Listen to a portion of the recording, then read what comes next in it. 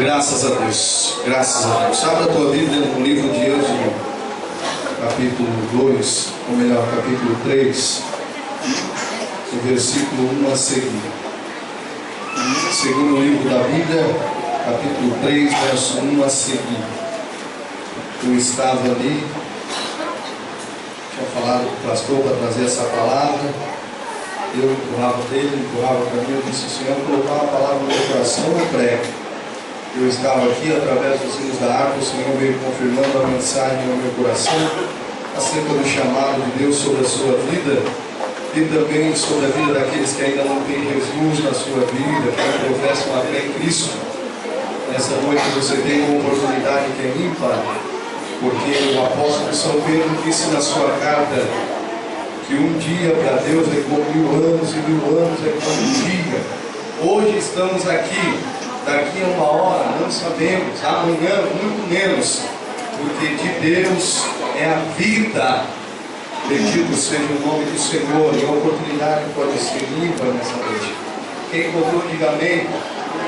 Está escrito assim: Moisés pastoreava o rebanho do seu sogro Jetro, que era sacerdote midiano.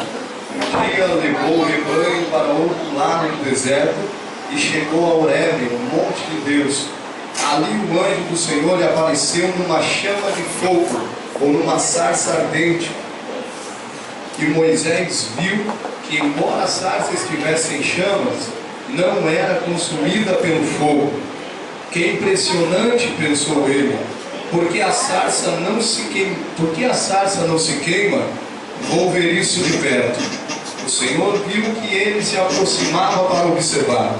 Então, no meio da sarça, Deus o chamou: Moisés, Moisés. E ele respondeu: eis-me aqui. E os irmãos digam amém, conhecendo. Bendito seja o nome do Senhor. Em meio às intempéries da vida, o Senhor tem nos dado vitória. Minha esposa já testificou aqui acerca do nosso filho. E eu rogo a oração de todos os irmãos. Eu rogo a oração de todos os irmãos, que alguns projetos da minha vida estão sendo cancelados por causa da saúde do meu filho. Mas eu creio que enquanto nós estaremos fazendo a obra de Deus, o Senhor vai dando vitória sobre a minha vida. Eu também creio no poder da oração. A oração, irmãos, ela rompe barreiras. A oração, não há distância que impeça o agir da oração. Se você tiver um filho, um parente que esteja lá no Japão, do outro lado do mundo, se você está orando por ele, Deus está livrando ele, Deus está guardando ele, Deus pode salvar ele também. Por quê? Porque há poder na oração. A oração é uma arma muito preciosa.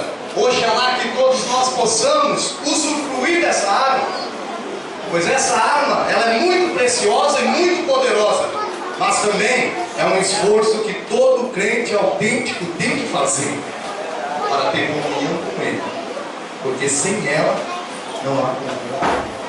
Meus irmãos, eu quero falar nessa noite acerca do chamado de Moisés. Eu quero ser breve em minhas palavras também. Estamos gripados, ontem preguei, foi uma prova para pregar, mas o Senhor sabe de todas as coisas, não quero me justificar. através disso. Meus irmãos, todos nós conhecemos a palavra de Deus quando se trata da vida de Moisés, um texto bem conhecido, a vida de um homem bem conhecido. E para que nós possamos entender um pouco, nós vamos retroceder um pouquinho e olhar para a vida de José, o filho mais novo de Jacó.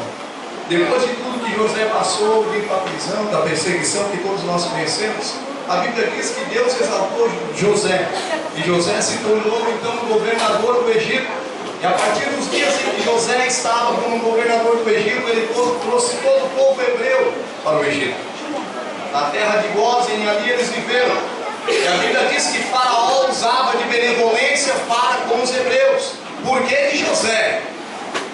Só que a Bíblia também nos diz que passou os dias de José e José veio a morrer. E outro faraó subiu no trono, um faraó que não conhecia a Deus. Um faraó que não conheceu as benfeitorias que Deus fez ao seu povo através do seu servo José. E agora esse faraó ele está muito preocupado com o povo egípcio. Ou melhor, com o povo hebreu. Por quê? Porque o povo hebreu crescia muito, segundo a promessa de Deus feita por Abraão. O povo hebreu crescia muito. E Faraó se preocupou porque muitos homens cresciam. E ele começou a notar que logo esses hebreus se tornariam grandes guerreiros. E poderiam tirar Faraó do trono e botar um hebreu no trono de Faraó. E ele então se incomoda com isso e começa a matar todas as crianças, sendo elas meninos. E nós vemos então que Joquebede, mãe de Moisés, pega Moisés, coloca dentro de um cesto e larga no Nilo. E esse cesto ele vai ao encontro do palácio de Faraó, onde a filha de Faraó está tomando banho. Logo ela vê esse menino, toma para ela, se agracia. E o Senhor Deus tem propósito em todas as coisas. Para o mundo é uma mera coincidência aquilo que acontece na minha e na tua vida. Outrora estávamos enfermos, hoje estamos curados. Para o mundo aconteceu, isso é normal, a medicina conseguiu, mas para mim e para você sabemos que não existe coincidência, mas existe milagres da parte de Deus, existe jesuicidência, existe a providência divina na nossa vida. Aquela mulher, olha, aquela criança se alegra no hebreu, e logo Miriam, que acompanhava Moisés indo pelo Nilo, ao redor do Nilo, se achega a ela. E ela diz para Miriam, para sua serva, arrume alguém para que cuide dessa criança. E diante da vontade de Deus, Deus envia Joquebede, a própria mãe de Moisés. Abaixa o volume do microfone, abençoado. A própria mãe de Moisés é escolhida para criar Moisés. E o que vem acontecer? A mãe de Moisés cria ele e ensina ele tudo acerca do Deus de Israel. Ela ensina Moisés a adorar ao Deus de Israel. Ela ensina a Moisés que não existiu e nunca existiria um Deus maior que o Deus de Israel. Ela ensina a Moisés que o povo que ele estaria era um povo difícil, era um povo idólatra que ele não poderia se contaminar. E Moisés aprendeu isso na sua adolescência, na sua juventude. Ele começou a se destacar por seus grandes feitos, tanto que o filho de Faraó invejava Moisés pela sua ousadia, por fazer cidades tremendas.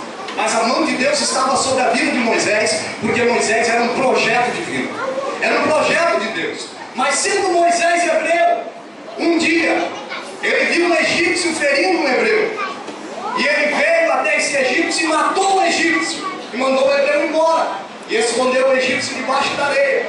Mas alguém estava vendo, e logo um dia ele separou uma briga de dois irmãos hebreus, que era o seu povo.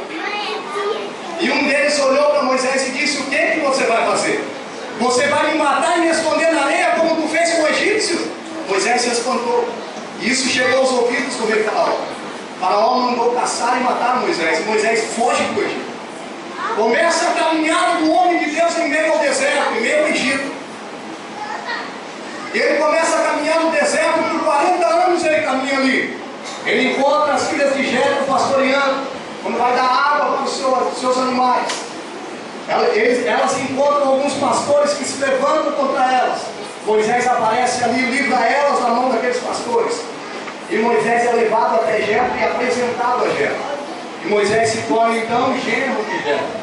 E ele começa a pastorear ovelhas no rebanho.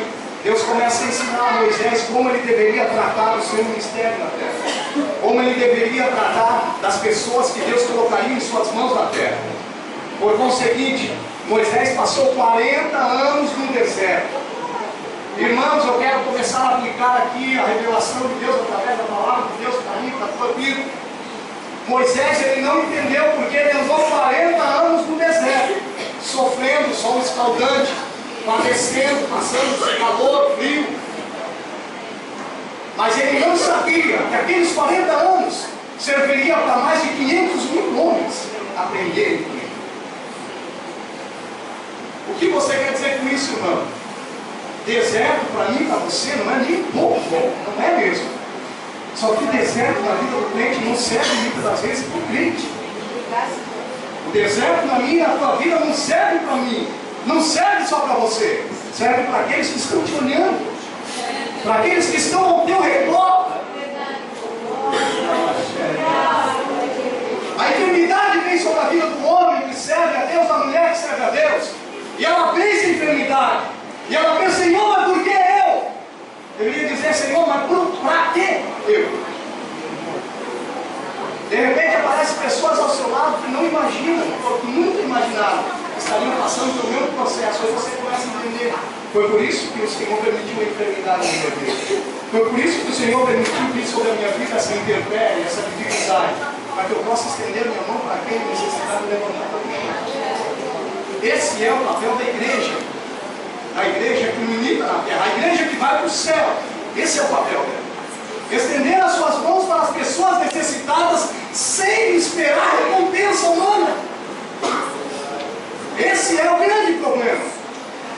O ser humano, ele gosta de ser reconhecido. Quem não gosta disso? Dá um pouquinho de retorno. Quem não gosta disso? Todos gostamos. Mas o bom é sermos reconhecidos por Deus. Isso é bom. Isso é gratificante. É o amor que Paulo apresenta junto com suas facetas no livro de Coríntios. Tudo aquilo que Paulo apresenta, nada sobrepõe o amor. Você quer conhecer a essência do Evangelho? Conheça o amor. Se apresenta, olhe para os dons espirituais. Olhe por revelação, concordo, mas primeiro olhe para o amor, pelo amor de Deus. O amor é a essência do Evangelho. Sem o amor você não ganha alma. Sem o amor você não vai para o céu. Sem o amor ninguém vai gostar de você. Você vai ser só mais um. As pessoas vão olhar aquele crente, aquele, agora lá, mais um. O diferencial de Deus na minha e na tua vida é o amor. E digo mais, o amor que não espera recompensa. Uma mão e esperar que a outra é bom. Mas Deus quer que eu e você estenda a nossa mão e ajude sim, Senhor. Lembre-se que alguém um dia te amou de tal maneira.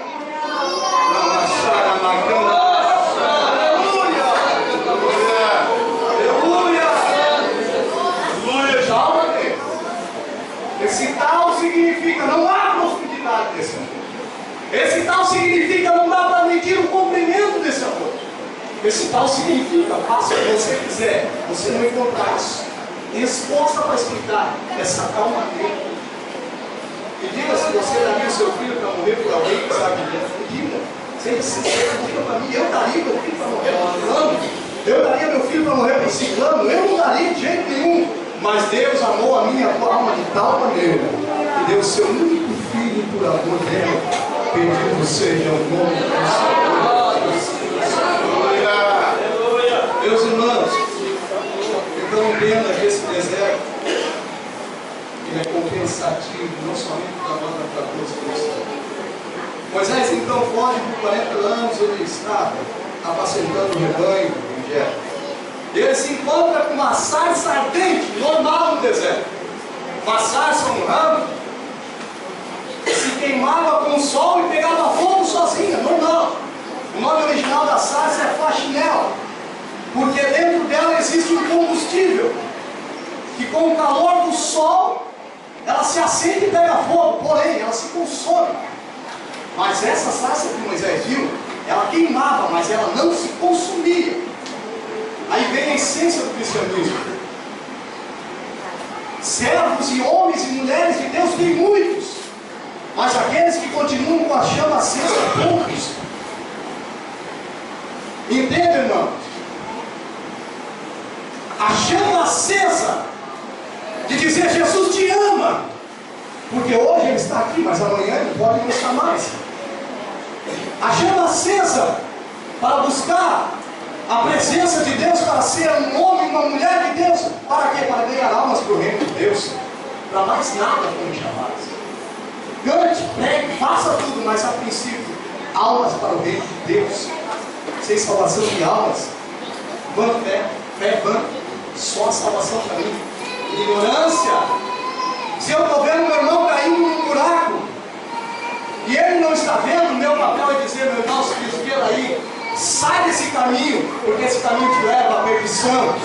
Vem por esse caminho que eu te ajudo a andar por um caminho que tu encontrarás a salvação para a tua vida e para a tua alma. Pode ligar o ar.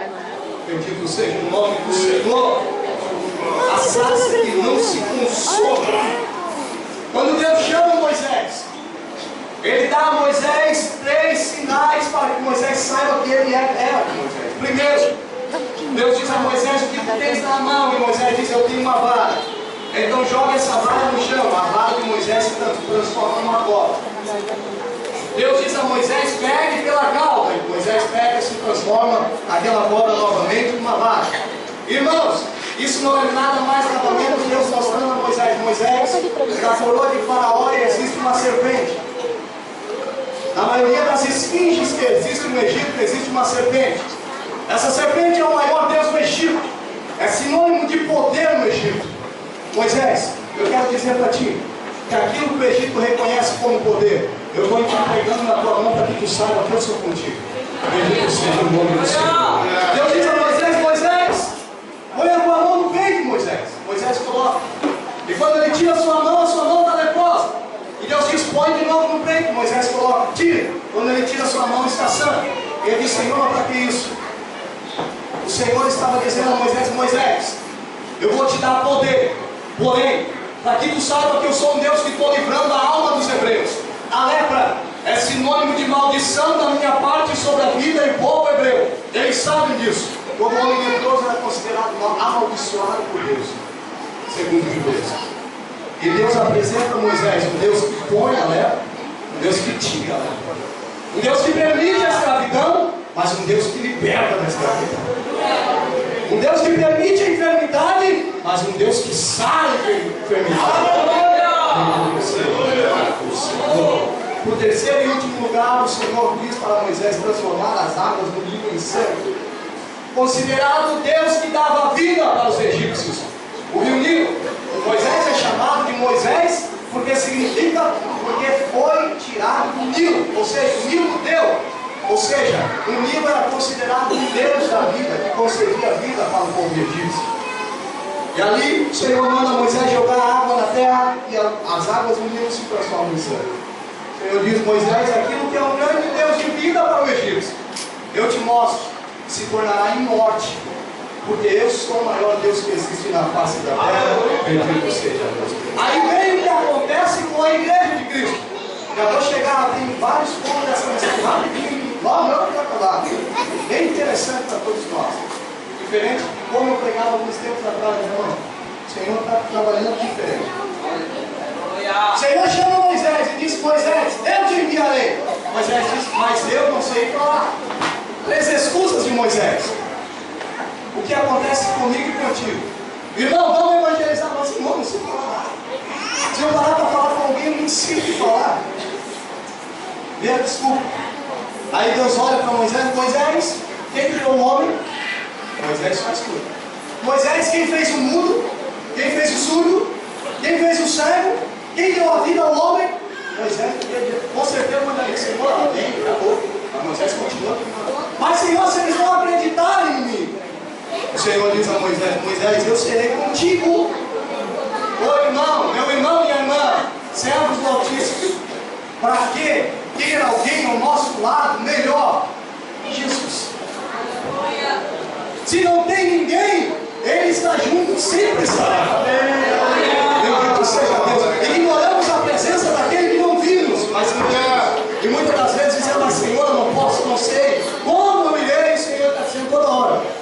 contigo, eu sou contigo, eu sou contigo, eu sou contigo. Em seguida, Senhor, mas se eles não crerem em mim, diga que eu sou me enviou. Um Deus que era, um Deus que é e um Deus que será. Um Deus que trabalha por aqueles que nele esperam. Moisés se levanta, recebe o chamado e vai a Faraó. Pega Arão como porta-voz profeta.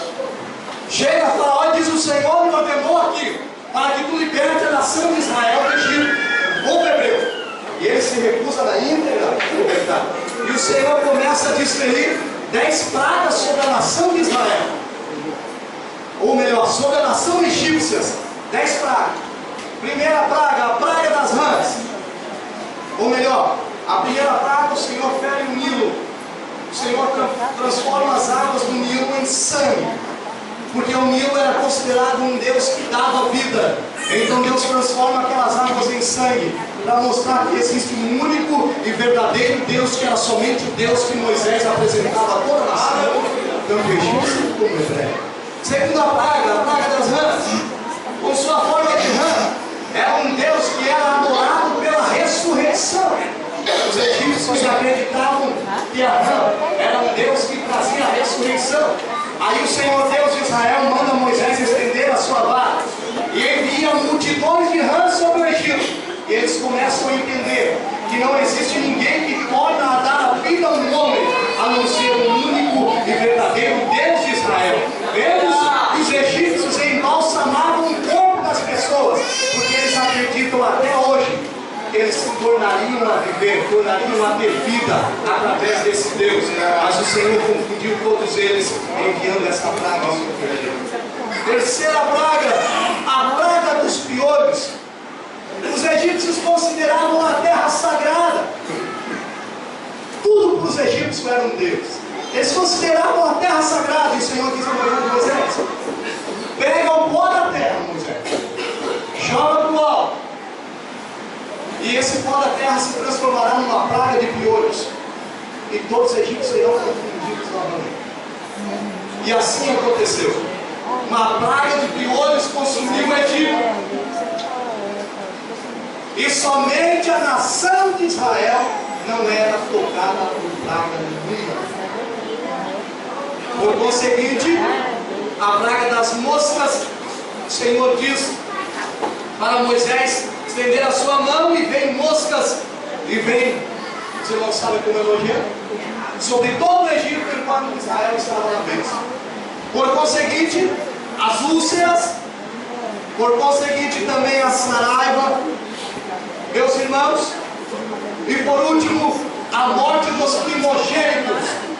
Enquanto o Senhor feria e matava cada primogênito do Egito, o Senhor, no livro de Levítico, de Números, ele diz: todo primogênito será meu. O Senhor escolhe para si o povo hebreu todo primogênito. Os irmãos me perguntam por que nada por não quer dizer. Nos dias em que estamos vivendo, assim como no Egito, estamos, e até mesmo aqueles que não professam a fé em Cristo, estão apresentando a veracidade da Bíblia Sagrada. Como?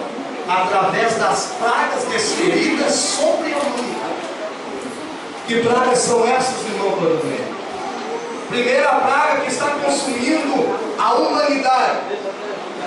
Foi feito um estudo há 200 anos atrás.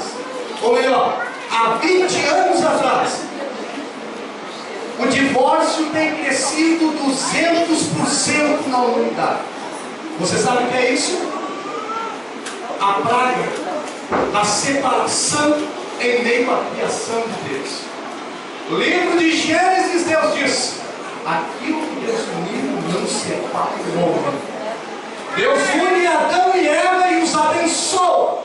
E hoje, Satanás está entrando no meio das famílias e está separando casais novos, homens idôneos de uma idade elevada, com filhos criados, dizendo para sua mulher: eu não consigo mais viver com você. Mulheres idôneas que viveram anos com o marido, dizendo: eu não consigo consigo, mas está do seu lado. O que é isso? É uma praga sobre o Egito. É uma praga sobre a humanidade. E ainda, irmãos, por incrível que pareça, está afetando até mesmo aqueles que se dizem evangélicos. Isso é uma praga que vem da parte do nosso adversário, permissividade de Deus, para fazer a inversão dos valores. Porque Deus abençoou o homem e Satanás vem e tenta destruir o homem. Por conseguinte, eu poderia dizer aqui, a irmã sabe disso. Quando eu estava aqui no banco, o Senhor estava falando comigo. O Senhor me fez lembrar desse testemunho. A irmã teve uma revelação. E ela disse que viu um anjo no céu, que espalhava umas... A irmã está aqui, não vou pedir para ela falar direito, mas como o Senhor testificou no meu coração. Esse anjo espalhava bolas no céu. E essas bolas eram câncer, uma das pragas enviadas na terra.